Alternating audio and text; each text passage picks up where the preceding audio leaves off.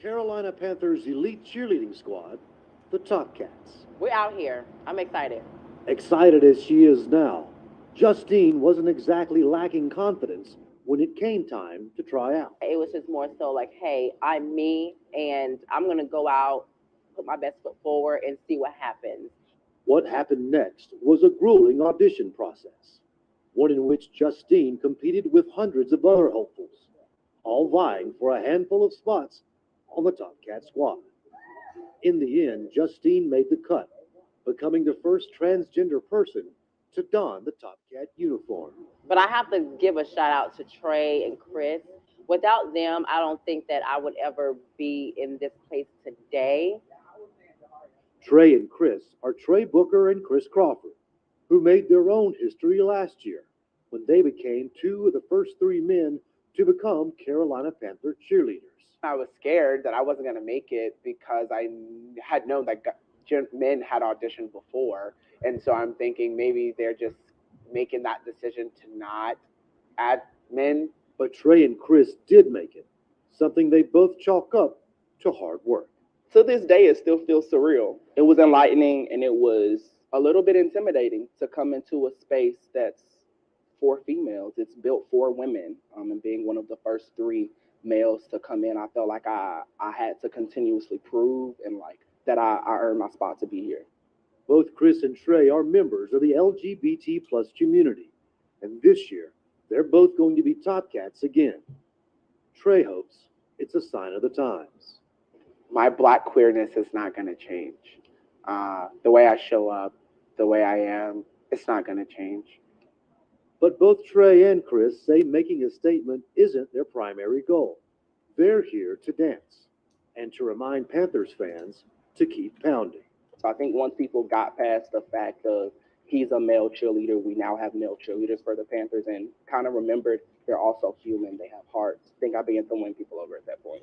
And now with Justine on board, the Carolina Panthers Top Cats are poised to make history, all while entertaining the fans. I hope I can be a pioneer. I hope I could be a leader to the young, the young trans women and men, behind me, and just be able to, say like, hey, if I did it, you can do it. And to do that, Trey says you have to bring it.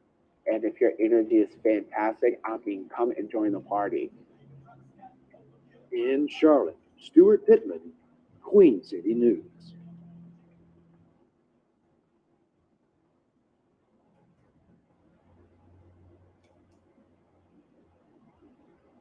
My sermon this morning, hell to the no, no, no. Come on, come on, come on. Hell no, to the no, no, no. Hell to the no, hell to the no, to the no, no, no. Listen.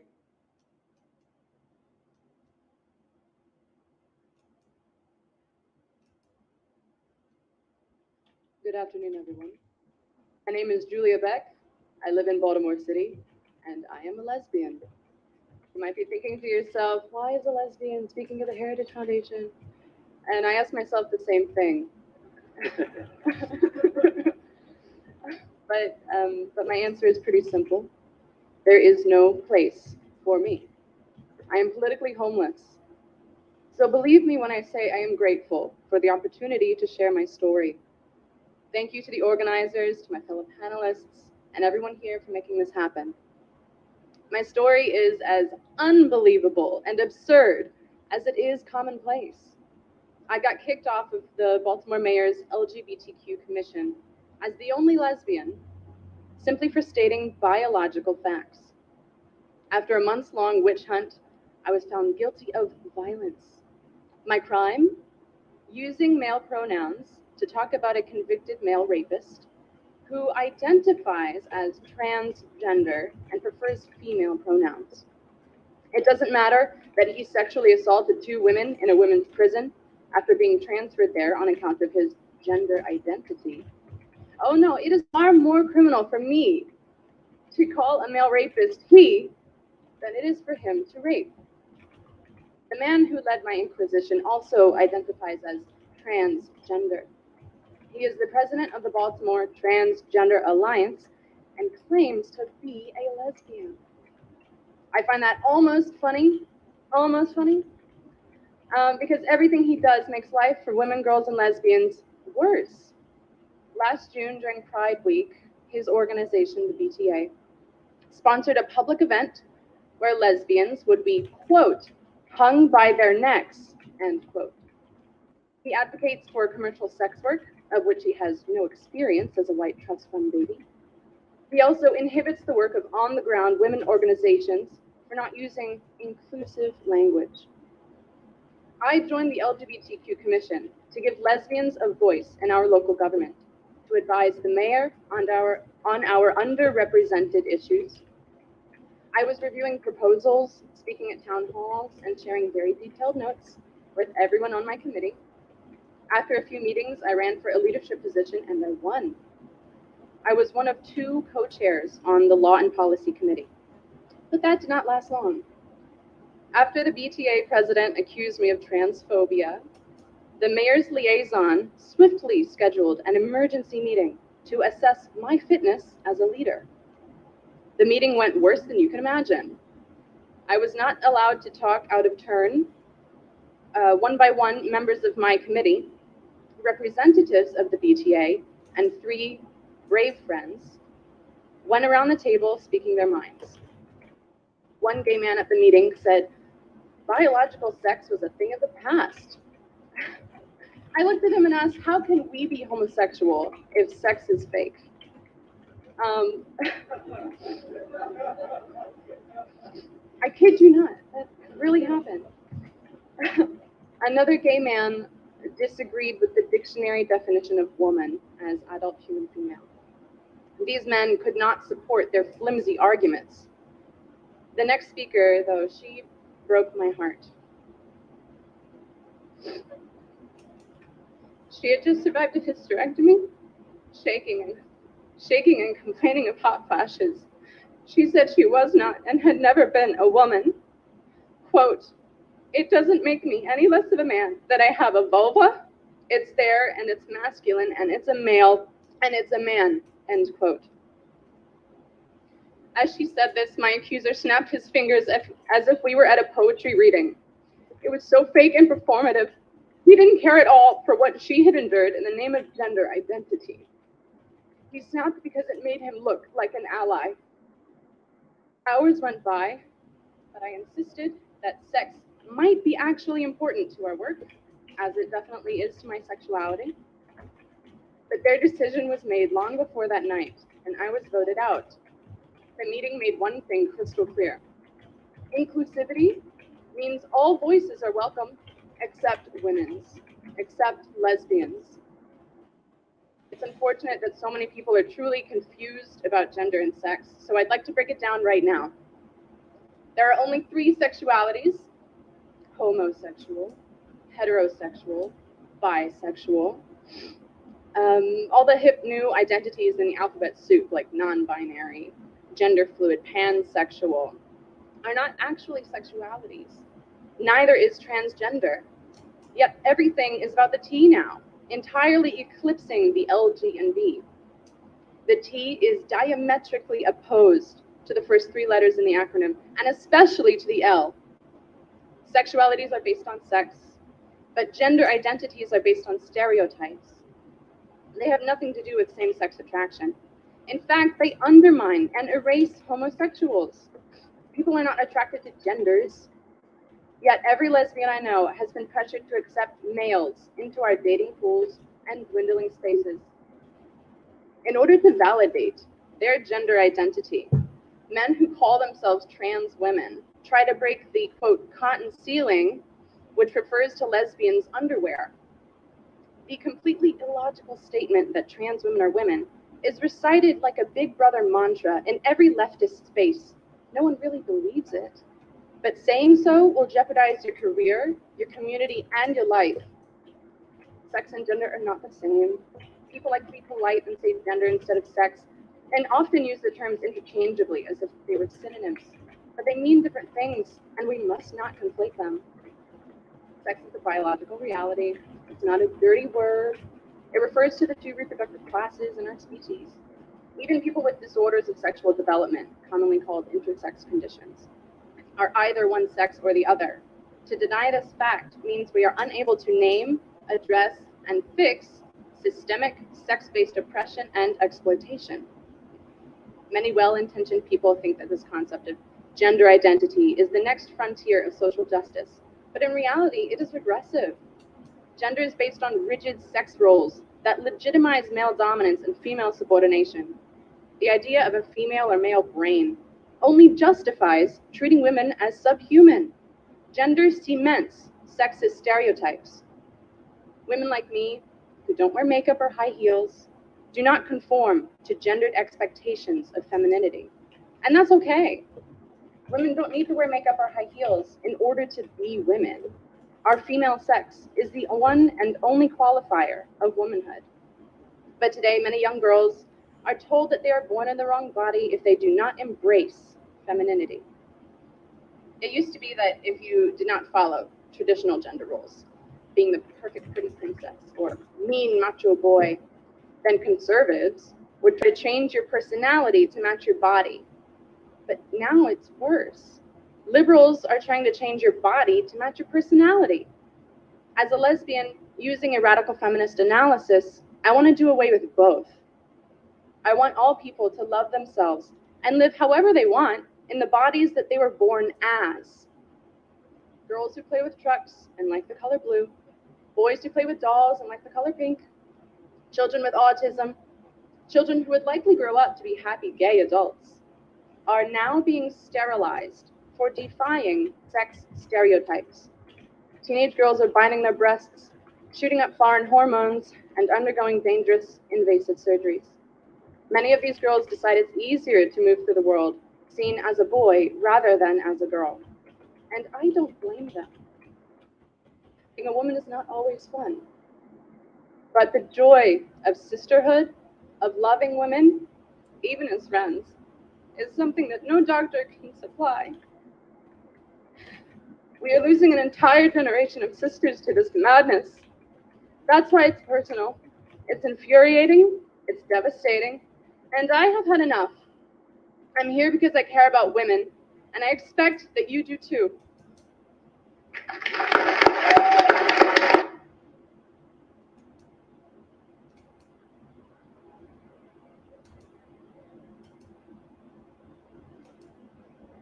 Anywho, students at Goldsmiths University of London and King's College London are now using the word women instead of women in a bid to be inclusive, saying it is offensive to include the word man. Word woman is still woman with an X.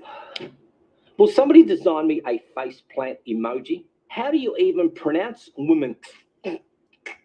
The last time the word women was used by Goldsmiths on Facebook was on October 12. Whoa, back it up, slow down a little bit. Is that university named Goldsmith? It has the word old in it, and that is not inclusive to young people. I would like it changed to Goldsmith. Carry on. Since then, the student union has advertised women's yoga and women's events across the capital at King's College. Hang on, did I just say King's College? That is not inclusive of queens, rooks, pawns who couldn't put Humpty together again. Oh no, now I'm fat shaming Humpty Dumpty. Can I even say queen? That would offend the LGBTQ RSVP element. As you were, there is now the KCL Women's Physics Club. The Urban Dictionary describes the term women's as a spelling of women. That is a more progressive term. It claims to highlight that the term woman shows historic prejudice and discrimination, and the new term includes trans women and trans women of color. Can they even say trans women and trans women of color? Shouldn't it be trans women and trans women of color? I wonder if I can hang a noose up there. A noose. I just said the word a noose. Spelled A-N-U-S. A noose. Anus. I don't know why that word makes me laugh. A noose. It's the back hole. See what I did there? In the 1970s, the word women was used by feminists to delete the term man, and the theory that Eve came from the body of Adam in the Bible. However, that proved controversial because it was seen as being associated with white cisgender feminism. Labor MP Jess Phillips said she had never met a trans woman who was offended by the word woman being used. In October, the Wellcome Institute apologised after advertising a 4-day event aimed at women. The museum in London said they used the word to be inclusive but faced a massive backlash. No shit, Sherlock. A spokesperson for the Goldsmith Student Union said, hang on, person has son in it. So it should be a spokesperson for the Gold Student Union said, women is used to demonstrate our commitment to inclusiveness. No student has complained about its use. The universities and the unions are separately governed, and the universities say they have no plans to scrap the words. So why stop there? Where is my good friend from the student union at Manchester? Manchester has man in it. I would like that changed to Manchester, as well as other universities such as Princeton, Johns Hopkins, and Duke. They all have male names. Get rid of them. Can you think of any other names that we should change so we don't offend the pathetic little snowflakes from bursting eye vessels? See what I did there? Like, share, delete, do what real people do, and subscribe. Now go away and put up your Christmas tree. I'm Gerald Porsche, people, for The Point TV.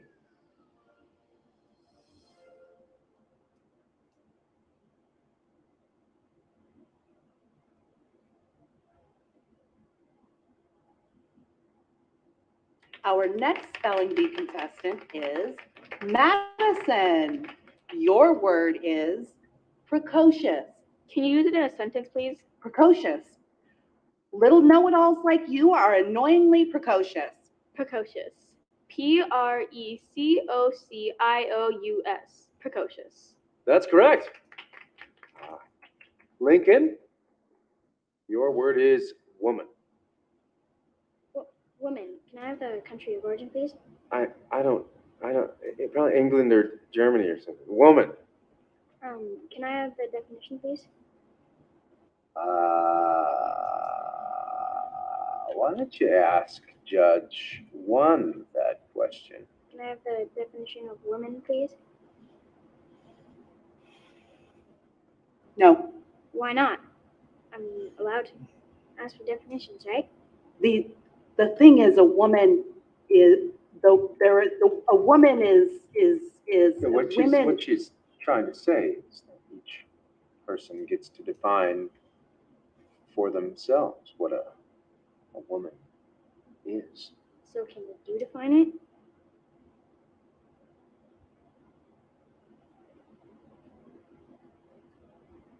No.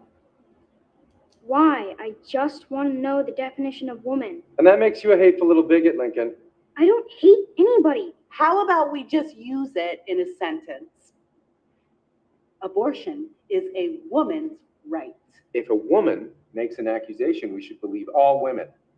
Joe Biden picked a woman as a running mate. Ketanji Brown Jackson is the first Black woman on the Supreme Court. Hillary Clinton should have been the first woman president. UPenn swimmer Leah Thomas is a woman. I'm a woman. I'm not a woman.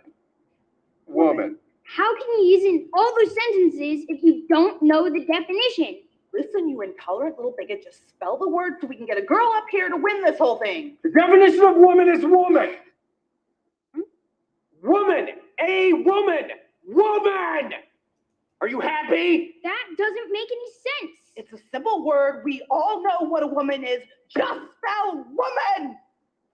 Okay. Woman. W-O-M-A-N. Woman. Wrong! It's got an X in it now for some reason. W-O-M-X-N. Now get out of here! Kenny, you're up next. X doesn't make that sound. Kenny, your word is Micropachycephalosaurus. This word was woman.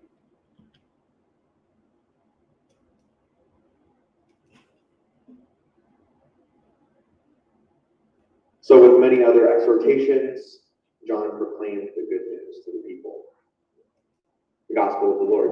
Praise to you, O Christ. You may be seated, and I'd like to invite any children or people who would like to see a picture book that I will be showing on the iPad here. Anyone who'd like a closer view of that, to come up and sit. Come up and sit somewhere on the ground here. I have an awesome story to share with you today. I'm really excited to share it with you. I have a question first though. Have any of you ever seen a drag queen? No? No, this is everybody's first time they're ever seeing a drag queen? Well, hello. I am also a boy most of the time when I'm here, but today I today. Yes, beautiful. So, the story that I want to share with you today is called Joy. Does everybody know what does joy mean to you? Yes, what does joy mean to you? It means like being friendly all the time. Yeah, being friendly all the time. That's really hard to do, isn't it? Being friendly all the time. Yeah. Well, here, let's start. See joy here.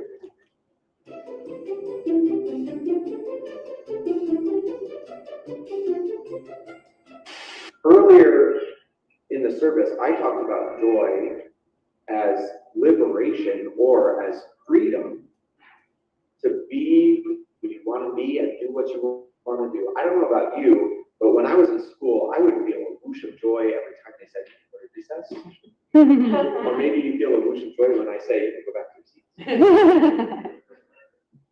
And in the gospel today, John the Baptist says that Jesus is coming soon, and that Jesus will baptize with fire, separating the grain and the chaff. Do you know what grain and chaff are? I know grain is, but I don't know what that. What's grain?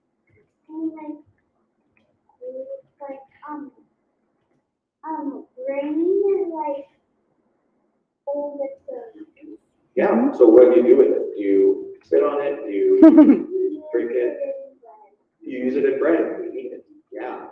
So it becomes food for you, and then it gives you life when you eat stuff, right? And so chaff is actually the stuff that we don't use when we're making bread, and the stuff that if it's in there, it just is in the way, and it isn't giving the same life that you get when you eat bread. So, well, here we are. How soon is Jesus coming? Good question. How many weeks? Yeah. 2? 2 weeks. How did you know?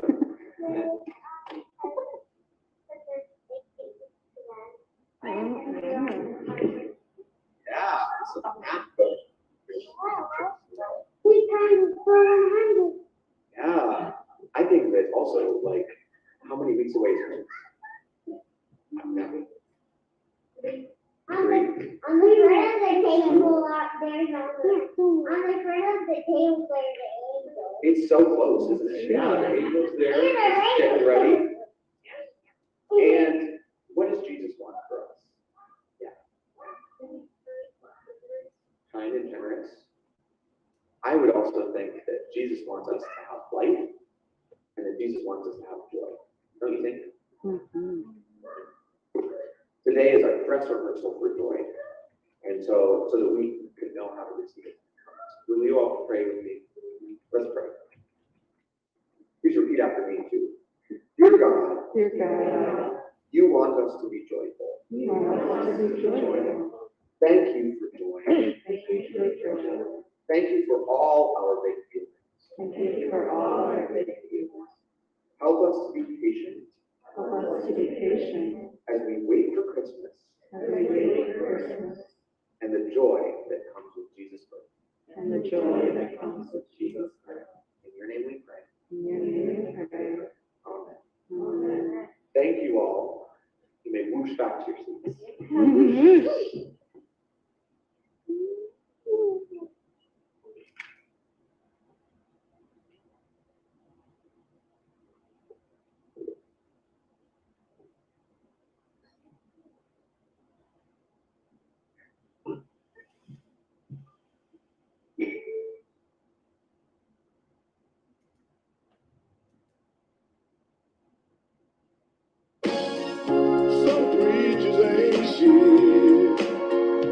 show some preachers they will.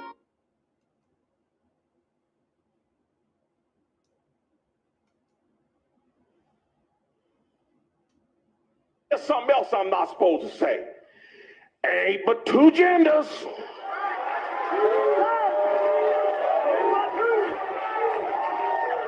Two genders. Ain't nothing but men and women. And I can already see WRL out there, they licking their pencils around, trying to write fierce as they can. Get every word of this here. Get every word of this. You can go to the doctor and get cut up.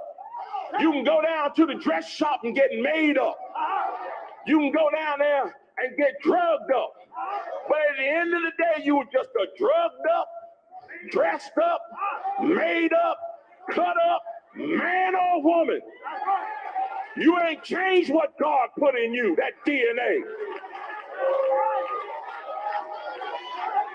You can't transcend God's creation. I don't care how hard you try. The transgender movement in this country, if there's a movement in this country that is demonic and that is full of the spirit of Antichrist, it is the transgender movement. It's time for grown-ups and time for Christians to start standing up and being unafraid to tell the truth. Come after me if you want to. I don't care. You want my head? Here it is right here. Come on, come get it. I don't care because it's time for us to stand up. And I'm not afraid to stand up and tell the truth about that issue. They're dragging our kids down into the pit of hell, trying to teach them that mess in our schools. Tell you like this, that ain't got no place at no school. 2 plus 2 don't equal transgender. It equals 4.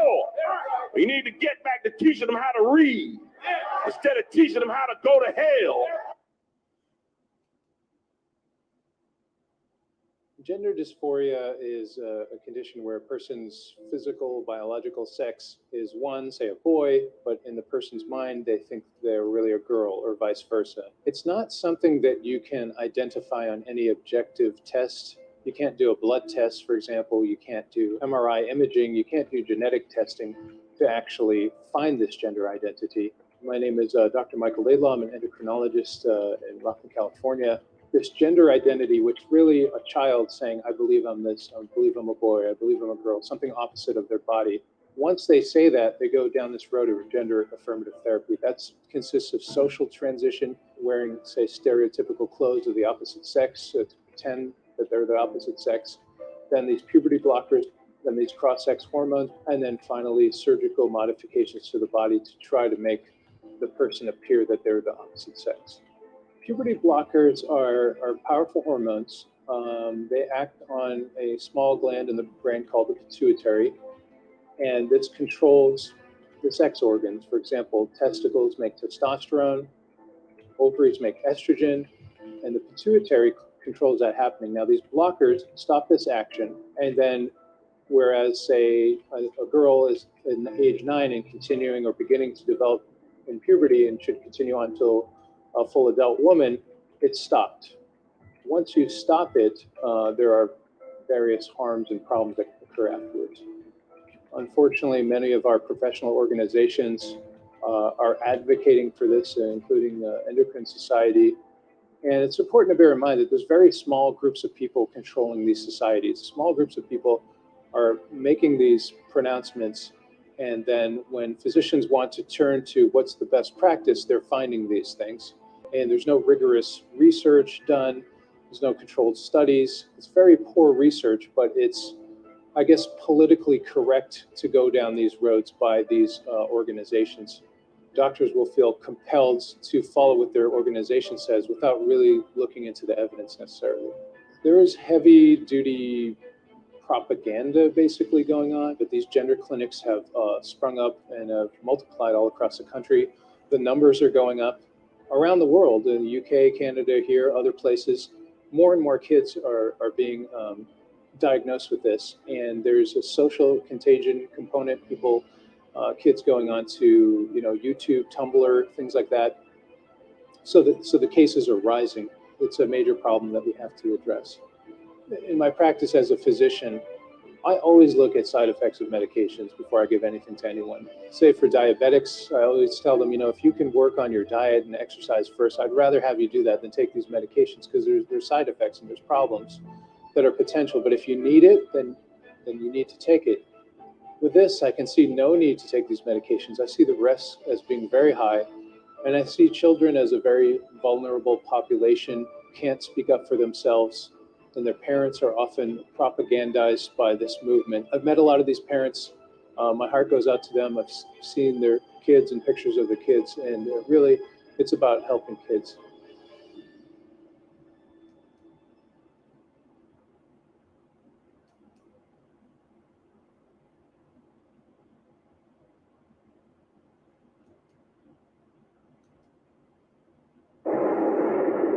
My name is Michelle Forcier, and I have a medical degree from University of Connecticut, residency, University of Utah Pediatrics, and I've worked for a number of different Planned Parenthoods for 20 years. I do advanced contraception and abortion, as well as gender hormones, and sort of looking at the whole sort of schema of gender, sex, and reproductive justice. So you've done a lot of work in this field. Could you just start by telling us? Sure. At what age can a child first begin to transition into another gender or identify themselves as a gender different from how they were born? Yeah. Well, I mean, there's research and data that show that babies and infants understand differences in gender.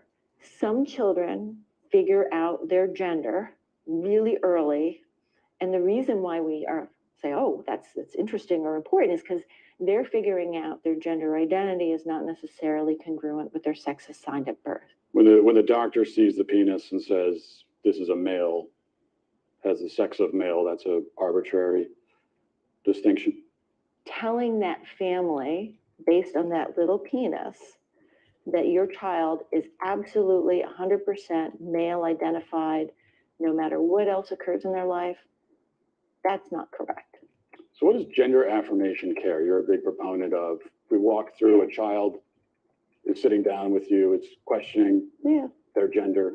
What's the gender affirmation process? Affirmation means that as a pediatrician, as someone who says my job is to provide the best medical care for you, I need to listen really carefully. And how I put it in words for kids so that they can understand it is, tell me your story. Where have you been in terms of your gender and your gender identity? Where are you right now? And more excitingly, where would you like to be in the future? Have you ever met a 4-year-old who believes in Santa Claus? Mm-hmm. So this is someone who believes that a fat man is traveling through the sky on a flying reindeer at lightning speed, coming down his chimney with presents. Yeah. Would you say that this is someone who maybe has a tenuous grasp on reality? They have an appropriate 4-year-old handle on the Sure. reality Agreed. that's very real for them. Agreed. But Santa Claus is real for them, but Yeah. Santa Claus is not actually real. Yeah, well, but Santa Claus does deliver their Christmas presents. Well, yeah, but he's not real though. To that child, they are. When I see a child who, believes in Santa Claus, and then let's say this is a boy and he says, I'm a girl. Mm-hmm. This is someone who can't distinguish between fantasy and reality. So how could you take that as a reality? I would say that as a pediatrician and as a parent, I would say how wonderful my 4-year-old in their imagination is. Male gametes. That's what makes me male. No, your sperm don't make you male. Then what does? It's a constellation. In reality, in truth, okay? Whose truth are we talking about? The same truth that says we're sitting in this room right now, you and I. No, you're not listening. If I see a chicken laying eggs and I say that's a female chicken laying eggs, did I assign female, or am I just observing a physical reality that's happening in the world? Does a chicken have gender identity? Does a chicken cry? Well, Does a chicken commit suicide? Let's What does that have to do frame with- it, because you're trying The chicken has sex like any a chicken biological has organism. an assigned gender, but a chicken doesn't have a gender identity. So we assign female to chickens when they lay eggs? We assume they're female if they lay eggs. At what age does the medical transition begin with medication? So medical affirmation begins when the patient says they're ready for it. So that could be a kiddo who is just starting puberty and panicking because they're getting breast buds or their penis is getting bigger and busier and they're worried about all kinds of masculine changes. And that way, puberty blockers, which are completely reversible and don't have permanent effects, are wonderful because we can put that pause on puberty. Just like if you were listening to music, you put the pause on and we stop the blockers and puberty would go right back to where it was. The next note in the song just delayed that period of time. One of the drugs used is Lupron, right? Which has actually been used to chemically castrate sex offenders. You know what? I'm not sure that we should continue with this interview because it seems like it's going in a particular direction. Well, you're a medical professional. I am a medical professional. So you don't want to talk about the drugs that you give to kids or? Again, I'm a physician and I use medication. You're choosing exploitive words. Drugs I give to kids. I'm choosing a chemical word that was castration. in a dictionary. That's not a correct term for puberty blocking. I mean, I could like look it up on my phone, but I'm pretty sure if I looked it up, like, You can look it up on your phone. it says medical definition, the administration of a drug to bring about a marked reduction in the body's production of androgens and especially testosterone. And I'm saying, as a pediatrician who takes care of hundreds of these kids, when you use that terminology, you are being malignant and harmful. I mean, there are some who would say that giving chemical castration drugs to kids is malignant and harmful. It's about the context of caring for a child and seeing the suffering that kids can have that have not been in affirmative home situations. So we're going on this journey. Boys can be girls, girls can be boys, men can be women, women can be men. It makes me wonder, what is a woman? What is a woman? A woman is someone who claims that as their identity. It could be many things to many people.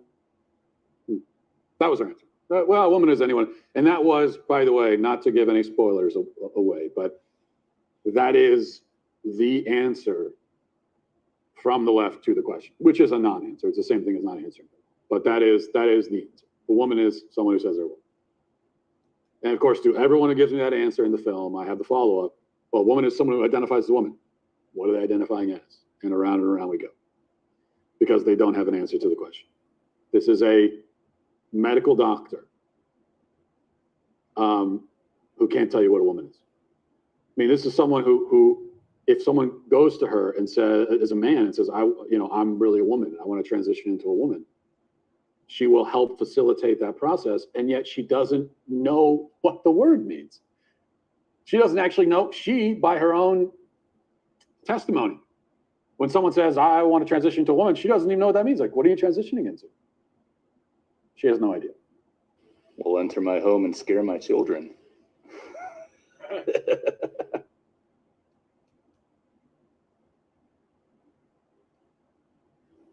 In today's changing social landscape of gender identity and expression, traditional roles of masculinity and femininity are seen to blend together into a wide and diverse spectrum. This raises a peculiar question, a question we hope to answer by the end of this documentary. So join us on our journey to answer the question, what is a man? So what is a man? What is a man? Well, a man, it's got the XY chromosome. He's got testicles and a penis. All right, I think we got it. It's a wrap. Pack these up.